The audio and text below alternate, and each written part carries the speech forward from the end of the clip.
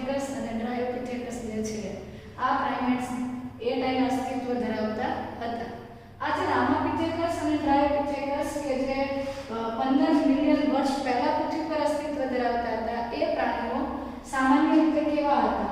they were hairy એટલે કે એ એના શરીર પર વધારે વાળ અથવા તો રૂવાટી ધરાવતા હતા. they were hairy and walked like કોની જેમ ચાલતા હતા? તો they walked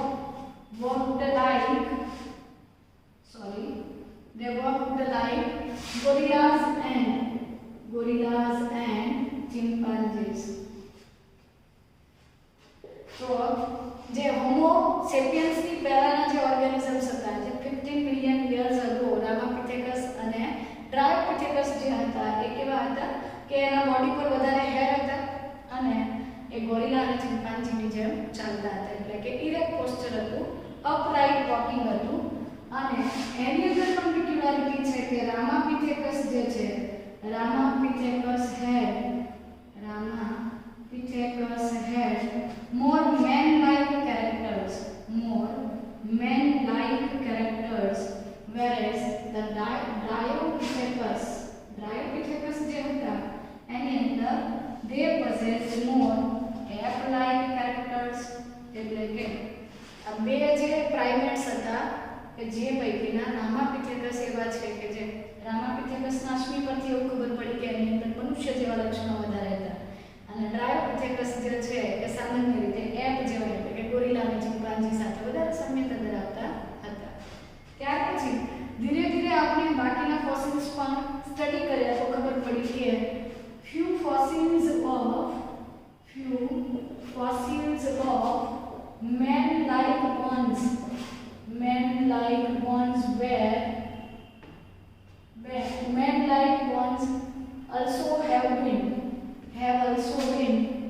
also have been discovered. Fossils of man-like bones have also been discovered from Ethiopia and Tanzania. Ethiopia અથવા તાન્ઝાનિયા. ઇથોપિયા અને તાન્ઝાનિયા જે છે એ આફ્રિકાના સિટીઝ અથવા આફ્રિકાના કન્ટ્રીઝ છે. તો આફ્રિકન કન્ટ્રીઝ જે છે ઇથોપિયા અને તાન્ઝાનિયા એની અંદરથી કેટલાક ફોસિલ્સ મનુષ્યના જેવા અસ્થિઓ જે છે મનુષ્ય જેવા હાડકાઓ જે છે એના કેટલાક અશ્મિઓ મળ્યા અને આ અશ્મિઓ પરથી શું જાણવા મળ્યું? These fossils of man-like bones also have been discovered from Tanzania and Ethiopia. This revealed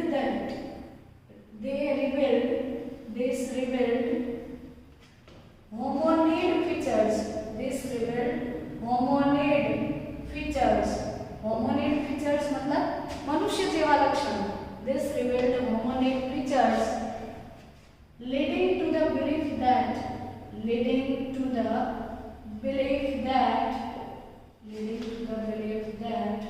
approximately 3 to 4 million years ago man-like or human-like primates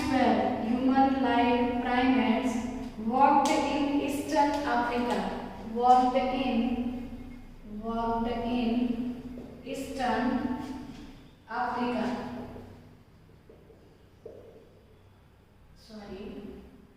Eastern Africa.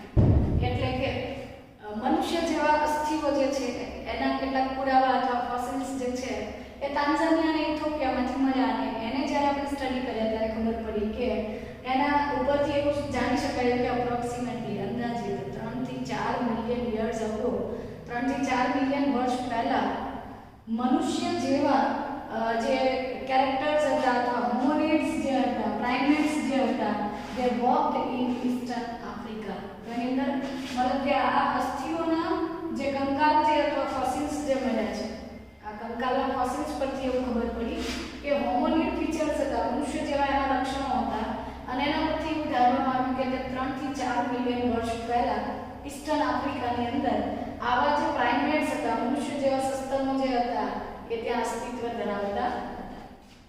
But they were not taller than not taller than 4 feet. 4 ફૂટ કરતા વધારે ઊંચા નહોતા. અને સામાન્ય રીતે આ જે અશ્મિઓ મળ્યા હતા પ્રાઇમેટ્સના એના પરથી એ ખબર પડી કે એની ઊંચાઈ 4 ફૂટ કરતા વધારે નહોતી. but they walked upright, मतलब કે તેઓ સીધું અથવા તો ઊભા રહી શકતા હતા અને બે પગે ચાલી શકતા હતા. અપરાઇટ વોકિંગ હતું એમ. ત્યાર પછી approximately 2 million years ago Australopithecines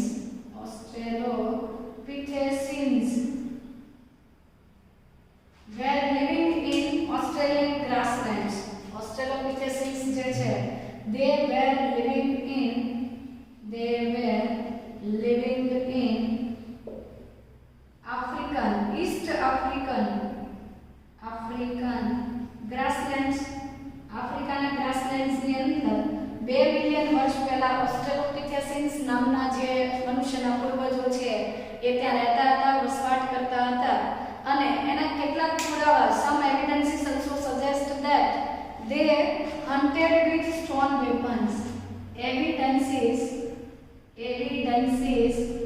show that they hunted with stone weapons. Stone weapons નો અર્થ છે કે પથ્થરોથી બનેલા ઓજારો જે છે, પથ્થરોમાંથી બનાવેલા ઓજારોથી તે શિકાર કરતા હતા, શિકારી પ્રાણીઓને મારતા હતા, શિકાર કરતા હતા. But they did not eat meat, એટલે કે તે જે છે મીટ નહોતા ખાતા અથવા તો માંસ નહોતા ખાતા. but they essentially ate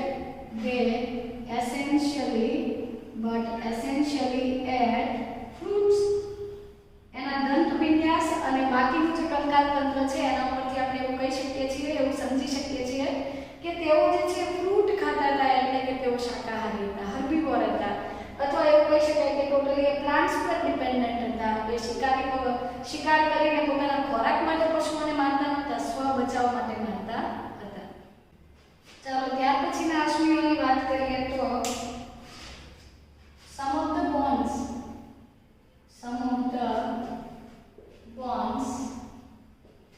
that were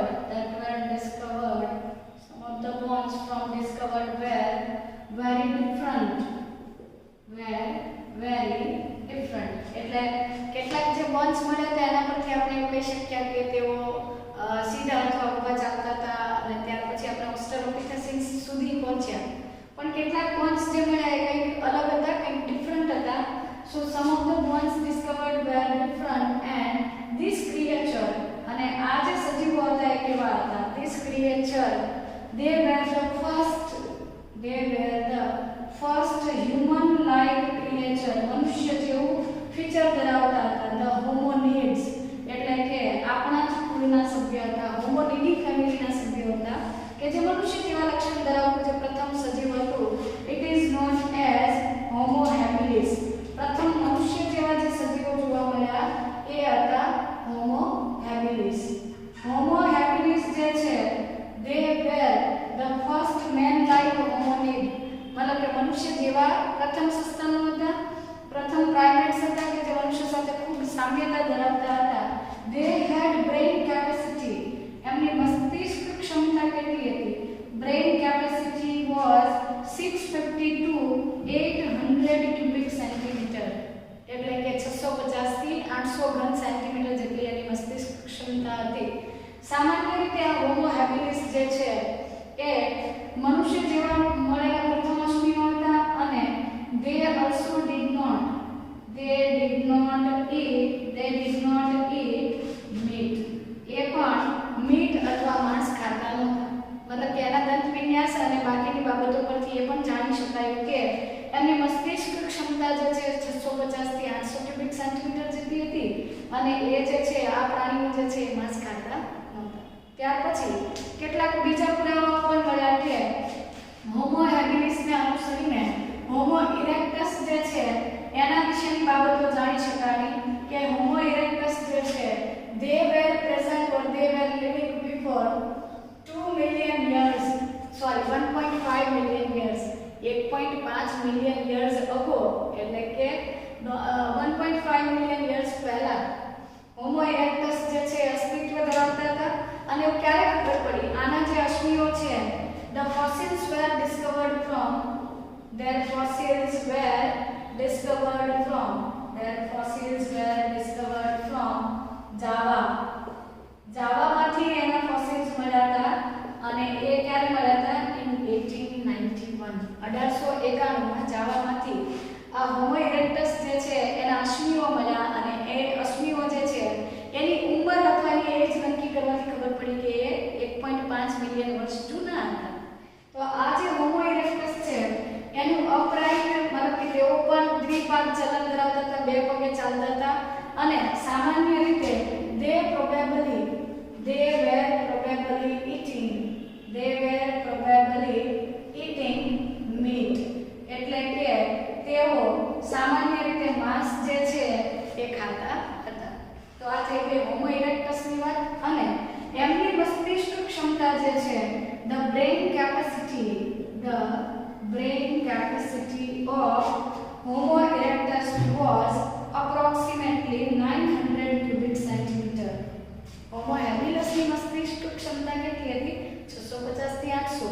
જ્યારે Homo erectus જે છે એ 1.5 મિલિયન યર્સ જૂના હતા અને એના અશ્મિઓ જાવામાંથી મળ્યા હતા અને એની મસ્તિષ્ક ક્ષમતા કેટલી છે? 900 ક્યુબિક સેન્ટીમીટર.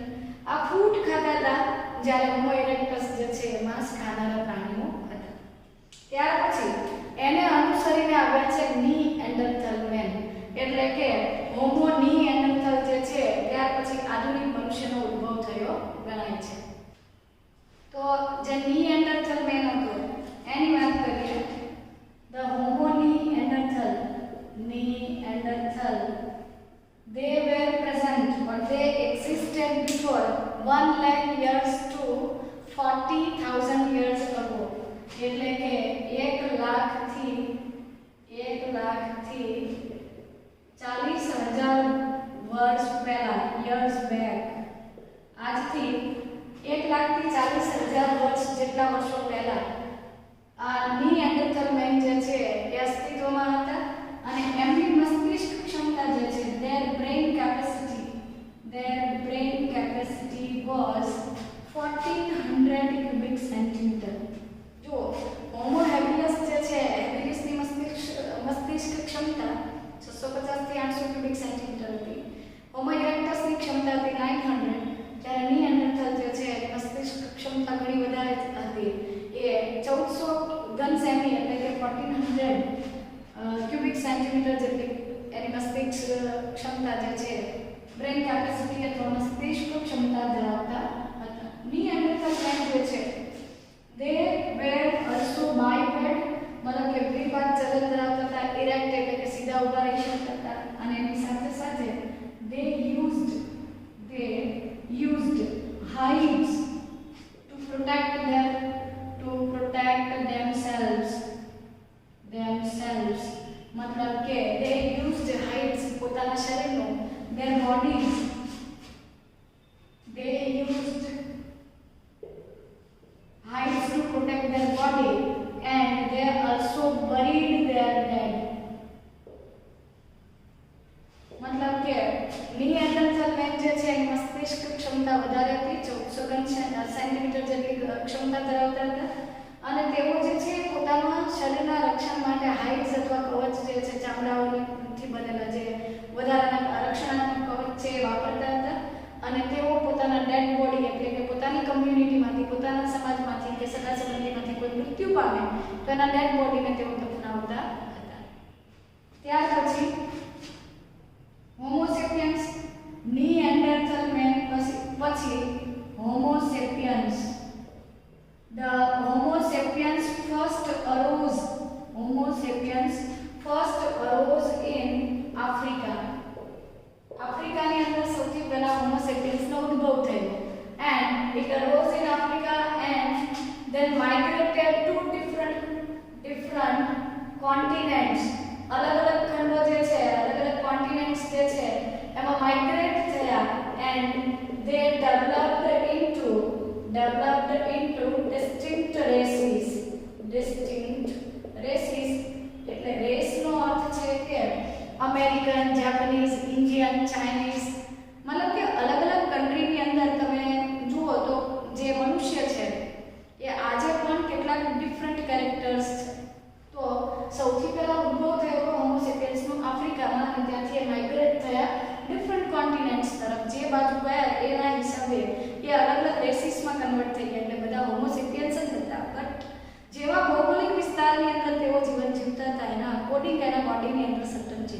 આવી ગયા અને એમાંથી આપણે ડિસ્ટિંક્ટ રેસીસ કે ભાઈ આફ્રિકન પબ્લિક આવું છે, ઇન્ડિયન આવું છે, જાપાનીઝ આવું છે કે ચાઇનાના લોકો આવા હોય છે કે અમેરિકન, યુરોપિયન્સ, કેનેડિયન્સ બધાની અલગ અલગ જે પિક્યુલારિટીઝ છે એ ડિસ્ટિંક્ટ રેસીસમાં તેઓ કન્વર્ટ થયા.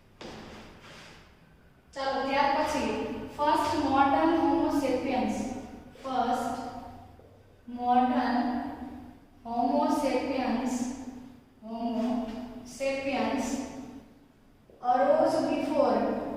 arose 75,000 years to 10,000 years ago.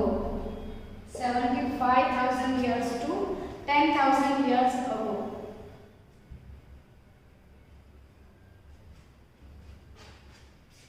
So first modern Homo sapiens they arose in Africa and moved to different continents and developed into different races. First modern Homo sapiens they arose between 75,000 years to 10,000 years ago. અને ત્યાર પછી માનવ સંસ્કૃતિનો જે છે ધીરે ધીરે વિકાસ થયો. ચાલો તો આ રીતે મનુષ્યનો વિકાસ થયો કે સૌપ્રથમ તો રામાપિથેકસ અને ડાયોપિથેકસ આવ્યા હતા. એને અનુસરીને આપણે વાત કરી કે 2 મિલિયન યર્સ અગો હતા ઓસ્ટ્રેલોપિથેસિન્સ. ત્યાર પછી સૌથી ડિફરન્ટ જે ફીચર મળ્યા હતા એ હતા હોમો હેબિલિસના. હોમો હેબિલિસને અનુસરીને આપણે વાત કરી હોમો ઇરેક્ટસ અને હોમો ઇરેક્ટસ પછી હોમો નીએન્ડરથલને કે જેની મસ્તિષ્ક ક્ષમતા 1400 ઘન સેન્ટીમીટર જેટલી હતી. અને ત્યાર પછી હોમો સેપિયન્સ આવ્યા કે જે આફ્રિકામાં ઉદ્ભવ પામ્યા અને અલગ અલગ જીઓગ્રાફિકલ એરિયામાં અલગ અલગ કોન્ટિનેન્ટમાં ગયા અને ત્યાં ડિફરન્ટ રેસીસમાં કન્વર્ટ થયા. ત્યાર પછી મોડર્ન ફર્સ્ટ મોડર્ન હોમો સેપિયન્સ જે છે તે અરોઝ during 75,000 years ago to 10,000 years ago. એટલે કે 75,000 વર્ષથી 10,000 વર્ષ પહેલા પ્રથમ જે આધુનિક માનવ જે છે હોમો સેપિયન્સ એનો ઉદ્ભવ થયો હતો. એની સાથે સાથે કેટલાક પુરાવા મળ્યા છે કે જે પ્રી હિસ્ટોરિક કેવ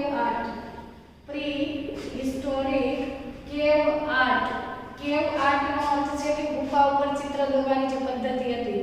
તો એ પ્રી હિસ્ટોરિક અથવા પ્રાગ ઐતિહાસિક સમયમાં જે ગુફા ઉપર પેઇન્ટિંગ અથવા ચિત્ર દોરવાની જે કળા હતી, painting or cave art did appear during 1800 years ago. 1800 વર્ષ પહેલા જે છે એ પ્રાગ ઐતિહાસિક ગુફા ઉપર ચિત્ર દોરવાની કળા જે છે એ પ્રાગ ઐતિહાસિક માનવ વડે જે ચિત્રો દોરવાની કળા હતી એ 800 years ago એટલે કે 1800 વર્ષ જૂની છે. એ પૈકીના કેટલાક પેઇન્ટિંગ્સ જે છે they are well preserved in different geographical areas including the Bhimbetka cave which is sheltered in the Raisen district. It is present in the Raisen district of Madhya Pradesh. મધ્ય પ્રદેશની અંદર રેઝન જિલ્લાની અંદર ભીમબેટકા જે ગુફા છે એના ઉપર આ પ્રી હિસ્ટોરિક ટાઈમમાં જે પેઇન્ટિંગ કરવામાં આવતું હતું એના કેટલાક અવશેષો અથવા તો કેટલાક જે પુરાવાઓ છે, ચિત્રો જે છે એ આજે પણ પ્રેઝન્ટ છે. અપ્રોક્સિમેટલી 10,000 years ago 10,000 વર્ષ પહેલા એગ્રીકલ્ચર જે છે કૃષિ ક્ષેત્રે અથવા ખેતીવાડી જે છે એગ્રીકલ્ચર જે છે એ ખેતીવાડીની શરૂઆત 10,000 વર્ષ પહેલા થઈ હતી અને ત્યાર પછી મનુષ્ય જે છે સતત થયો, સ્થાયી જીવન જીવતો થયો. And rest of the things are growth of human history and decline of civilization. એટલે civilization નો અર્થ છે માનવ સંસ્કૃતિ જે છે જે શરૂઆતમાં ઉદ્ભવ પામી અને ત્યાર પછી ધીરે ધીરે મનુષ્યની મસ્તિષ્ક ક્ષમતા વધતી ગઈ તેમ એમણે ઓજારો બનાવવાનું, યંત્રો બનાવવાનું, મકાન જે છે એના બાંધકામ અને ધીરે ધીરે જે પૌરાણિક અથવા પ્રાગ ઐતિહાસિક મનુષ્ય હતો એના કરતાં એકદમ ડિફરન્ટ જીવન પદ્ધતિ ધરાવતા મનુષ્ય જે છે અસ્તિત્વમાં આવ્યા અને એ આપણી જે જૂની સંસ્કૃતિ અથવા એ ટાઈમે જે પ્રી હિસ્ટોરિક મનુષ્ય જે જીવન જીવતો હતો એ ધીરે ધીરે દૂર થયું અને એનું સ્થાન આધુનિક જીવન પદ્ધતિએ લઈ લીધું છે. તો આ રીતે આપણે મનુષ્યનો વિકાસ સમજ્યા કે જેમાં શરૂઆત આપણે રામાપિથેકસ અને ડ્રાયોપિથેકસથી કરી હતી. ત્યાર પછી એને અનુસરીને કેટલાક અશ્મિઓ મળ્યા કે જેની અંદર આપણે ઓસ્ટ્રેલોપિથેસિસની વાત કરી, હોમો ઇરેક્ટસ અને હોમો હેબિલસ. તો પહેલા હોમો હેબિલિસ આવ્યા, ત્યાર પછી હોમો ઇરેક્ટસ અને નિએન્ડરથલ. નિએન્ડરથલ મેનને અનુસરીને આધુનિક માનવ એટલે કે હોમો સેપિયન્સ આવ્યા અને પછી અલગ અલગ કોન્ટિનેન્ટની અંદર અલગ અલગ જે રેસિસ જે છે કે ભારતીય, જાપાનીઝ, ચાઇનીઝ કે આફ્રિકન કે ઓસ્ટ્રેલિયનની અંદર કન્વર્ટ થયા.